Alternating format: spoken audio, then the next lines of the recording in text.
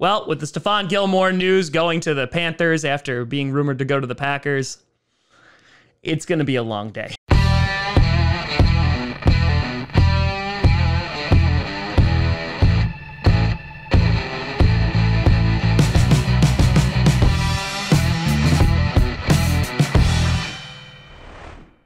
Grossi Posse Packer Nation.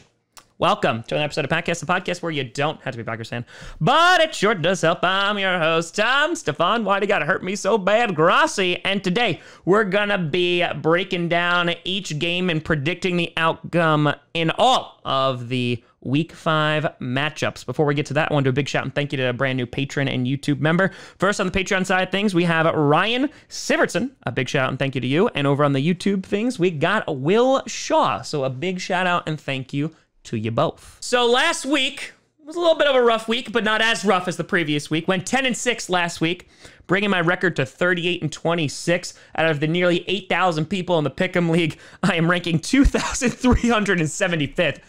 Sorry, I'm going to finish strong. The top four are 49-15. You got Harrison, you got Billy, you got Jeronin from last week, and Anderson from last week. So those two are still holding strong, Harrison and Billy, going into the top four, all tied up. Who will take the lead? After this week, not me, but maybe by the end of the season. I hope. So starting off with the Thursday night matchup, you got the LA Rams taking a road trip, heading to Seattle, Washington to take on the Seahawks. The Rams suffering a pretty significant loss to the Arizona Cardinals on Sunday, in which the offense just couldn't get it going. Their defense was getting wrecked, not only in the run game, but Kyler Murray throwing darts everywhere. And that was the most surprising thing for me, to see the Rams defense not do that well. I know the Rams gave up a lot of yards to David Montgomery back in week 1, but the Rams on either side of the ball just did not look very competent. And you had some costly turnovers, one from Matt Stafford, one from Sony Michel, and you didn't like what you were seeing. Meanwhile, the Seahawks, who completely didn't show up in the first quarter against the 49ers, then were like, oh no, now we're going to win this game. Jimmy G got hurt and Trey Lance came in, but the Seahawks, they were able to take care of business against the 49ers. I'm going to pick the Rams to win this game. I think they'll bounce back. However, it's being played in Seattle on a short week. If there's any upset that I'm picking this week, I think it's going to be the Seahawks. So I feel decently confident that the Rams will get this W, but keep an eye out because the Seahawks playing at home might surprise some people. Then you got the New Jersey Jets taking on the Atlanta Falcons. The Jets ruining the lives of myself and many other Packers fans all across this nation by going into overtime against the Tennessee Titans, causing me to miss the entire first quarter of the Packers-Steelers game. But they won. They actually won against the Titans. Zach Wilson getting his first W, throwing some damn good footballs. The defense making Ryan Tannehill's life miserable with 7 sacks. Meanwhile, the Falcons, well, they did what they usually do, and they choked it away, losing after being up in the fourth quarter against the Washington football team. Now, these are two bad football teams, folks. They're not good. And I kind of want to give the slight nod to the Jets, but just because they made me miss an entire quarter of the Packers game and made me sit through that entire overtime, I'm going to pick the Falcons. It's pure out of spite. The Falcons have a pretty good offense, but the Jets have a good defense. It's purely out of spite. So if you're going for the Pick'em League, I'd probably pick the Jets, but no, I refuse to. I want to watch you lose. Then you got the New England Patriots taking on the Houston Texans. Any revenge games going on here that Adele can sing songs to? No? Okay. The Patriots losing a heartbreaker to the Tampa Bay Buccaneers and Tom Brady last week with a last-second doink. The Texans getting absolutely demolished by the Buffalo Bills, getting shut out. The Patriots, their defense did pretty darn well containing Tom Brady and containing that offense, and Mac Jones was able to move the ball pretty efficiently. The Texans are not a good football team. They just released Anthony Miller after trading for him, so I don't really know what the hell is going on with the Texans, but I think the Patriots defense is going to do enough to win this game, and they'll be able to bounce back a little bit, so the Patriots get the win. Following that, you got an NFC North matchup between the Detroit Lions and the Minnesota Vikings. The Lions giving Justin Fields his first W of the year after almost staging a comeback. The Vikings... Oh, they lose again in an ugly-ass game in which their defense looked pretty good. Their goal line defense looked good. Kirk Cousins threw his first interception. Their run game is obviously struggling with Dalvin Cook being injured, but I think the Vikings should take this game. If they don't, I'll continue to laugh. The Vikings are an underrated team and definitely don't reflect the record. I'm just happy that their record is so poor. Then you got the Philadelphia Eagles taking on the Carolina Panthers. Well, Stephon Gilmore can't play for you now. He's on the PUP list, so... Freaking 6th round 2023 pick. The Eagles putting up a fight against the Chiefs. Their offense really couldn't be stopped at all as the Chiefs didn't force a single punt against the Philadelphia Eagles. Meanwhile, the Panthers suffered their first loss of the year. Sam Darnold did not look so great against the Dallas Cowboys. The Panthers, they're a bit banged up right now. They're banged up. Obviously, CMC is fighting off injuries. JC Horn is injured.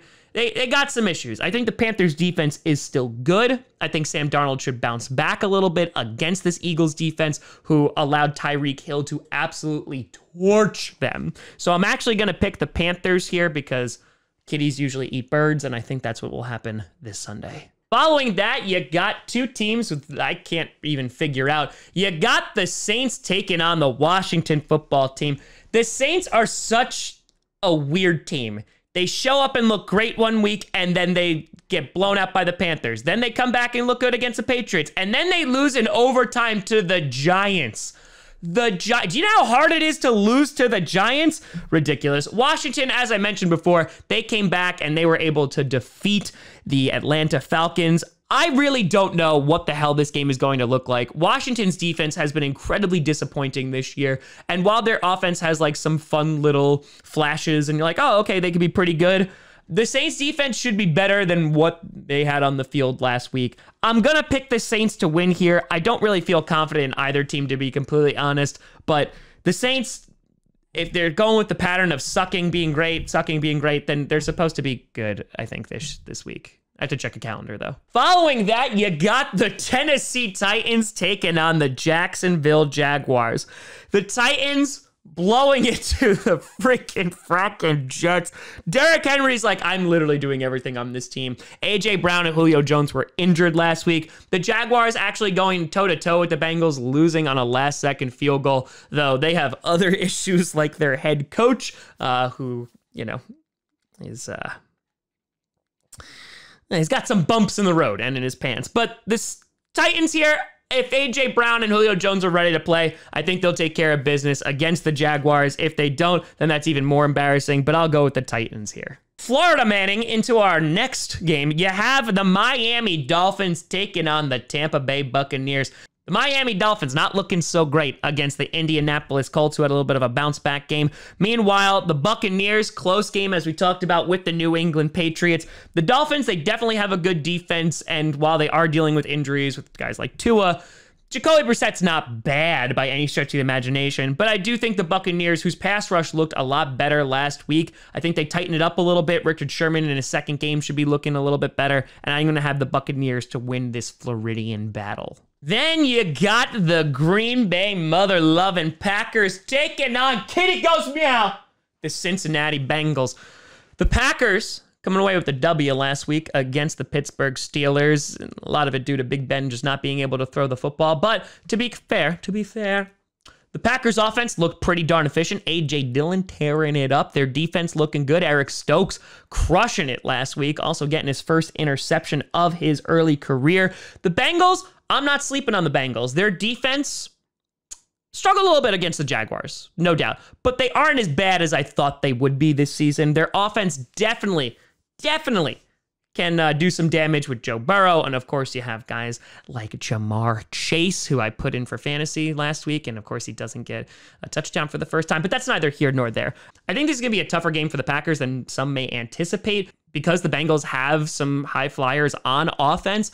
I will say a lot of this is going to be dependent on Jair Alexander. We should learn today what the severity of his injury is, but I do think the Packers are a talented football team enough to get that win. They've gone up against 2 defensive fronts back-to-back weeks. They get a little bit of a reprieve against the Bengals, and because of that, I think Rodgers will have some time to throw, and the Packers should win. Galloping into our next game, you got the Denver Broncos taking on the Pittsburgh Steelers. The Broncos losing their first game of the season last week to the Baltimore Ravens at Mile High. Drew Lock stepping in for an injured Teddy Bridgewater. Injuries abound over on the Broncos. Meanwhile, the Steelers, it looks like their offense is injured, and technically Chase Claypool was out, but there's a lot of other issues, like the offensive line and Big Ben throwing for you. Not really so great. This should actually be a pretty good game. You have 2 defenses that are pretty solid. The offense of the Pittsburgh Steelers really does not give me any hope, but I will say with all the injuries with the Broncos, I don't know how much they're going to give either. I'm actually going to give the slight nod to the Steelers here, and that's only because Teddy B is probably not going to be playing. I know he's in concussion protocol, so I'm going to give this one to the Steelers, though I don't have a ton of faith in it. Following that, you got the Chicago Bears, with Justin Fields being named as their starter, taking on the frackin' Raiders. The Raiders suffering their first loss of the season on Monday night against the LA Chargers, in which they just struggled to run that football. The Bears pulled away a W against the Lions. The problem is David Montgomery injured, so they may have some problems running that football as well. I want to give this to the Raiders, and I think I'm going to. There was a slight part of me that was going to give it to the Bears, but with Justin Fields starting there, it's only his 3rd game, not being able to rely on David Montgomery, even though you had guys like Robinson and especially Darnell Mooney looking really good last week and their defense stepping up, I think the Raiders will do just enough to win this game. But a lot of that's going to depend on if they can get a running game going and if Derek Carr can look good. Following that, you got the Cleveland Browns taking on the LA Chargers. Should be a phenomenal game. The Browns, their defense looked great. The run game looked great. Baker Mayfield did not look great. The Chargers, pretty much on all facets, they look good. Defense was clicking. On top of that, Austin Eckler finally getting involved. Justin Herbert having a great night on Monday night. I think that the Chargers are going to have a tougher time with the Browns because their defense is so good. And I think that Baker Mayfield's going to find a little bit more success with that Chargers secondary. However, the Browns fans are going to have to travel a little bit further to get to LA. And so maybe it'll be like a 50-50 split instead of a 75-25 split like the Raiders were on Monday night. I'm actually going to give this one to the Chargers because I think they're playing so well right now, but this should be a really, really good game and a nice test for both of them. Following that, you got an NFC East matchup between the Jersey Giants and the Dallas Cowboys. The Giants getting that first W. Saquon Barkley looking good in back-to-back weeks. The Cowboys coming out swinging and beating the Panthers. Zeke over 100 yards, 2 touchdowns. Pollard providing that nice complimentary back status. Dak Prescott looking good. Their offense is clicking. Their defense with Trayvon Diggs looking real good. Trayvon Diggs with 5 interceptions. I think the Cowboys should take this one. I would laugh very hard if the Giants do wind up winning, but you won that game last week, so that's something. Then the final game of the afternoon block, you have an NFC West showdown between the 49ers and the Cardinals. The 49ers probably going to be rocking with Trey Lance for quite some time, maybe forever, taking on the Cardinals, who put the smacketh down on the Rams last week. The Cardinals just look real good. The last undefeated team in football. 49ers, they're struggling. I mean, they don't really have any running backs. They got some injuries on the defensive side of the ball. I do feel for them a little bit. Just kidding. I have no sympathy for the 49ers for all the times that you've defeated us. The Cardinals, though, I think should take this win. I think it'll be a closer game just because it is a divisional matchup. But the Cardinals at home, Kyler Murray, probably going to tear that defense up. Then you got the Sunday night football game, which is going to be phenomenal. You got the Buffalo Bills heading into KC to take on the Chiefs. This is going to be a great game. Bills, #1 defense in points allowed. #2 offense in points scored. The Chiefs, their defense is poopy caca. Their defense is just not good. It's bad. Their offense, top 5, looking real, real good. There's a lot of criticisms being laid at the feet of the Bills saying, listen, you haven't really played any real teams. Yes, you shut out 2 teams, but you're not the quality of the opponent is not there. Meanwhile, the Chiefs are going to try and actually put up points against this defense, and I think that this is an opportunity for the Bills to shut up a lot of the critics. This could be an AFC Championship preview. I do have the Bills going into KC and getting the win because I think their offense is right there. They'll be able to score a ton of points against that defense, and the Bills' defense might have enough to slow down Patrick Mahomes and that offense. And finally, the Monday Night Football game, you got the Indianapolis Colts heading to Baltimore to take on the Ravens. The Colts went to Miami, took care of business. Jonathan Taylor looking pretty good, defense stepping it up a little bit. And I was like, oh, okay, maybe these are the Colts that were hyped up a little bit. Though the AFC South is still a trash bin fire. The Ravens going a mile high. Lamar Jackson getting over 300 yards through the air, looking pretty darn good. I think the Ravens will take this, even though the Colts defense is pretty good. The Ravens are playing pretty good football right now. They're coming off some pretty significant wins. I look for them to continue that. And honestly, I just think the Ravens can put up more points than the Colts can. But let me know what you think down in the comments below. How you doing in the Pick'em League? Let me know. How do you feel about this week's matchups? I'm just hoping I can start climbing up the leaderboard once again. Let me know. You can always find me at TomGrossiComedy.com or at TomGrossiComedy, all social media, see down below. Check out podcasts on SoundCloud, iTunes, Google Play Music, Spotify, and of course YouTube. And a big shout and thank you to all the patrons over at patreon.com/TomGrossiComedy and the YouTube members. But thank you so much for watching. I'm Tom Grossi. And as always, go Pack Go.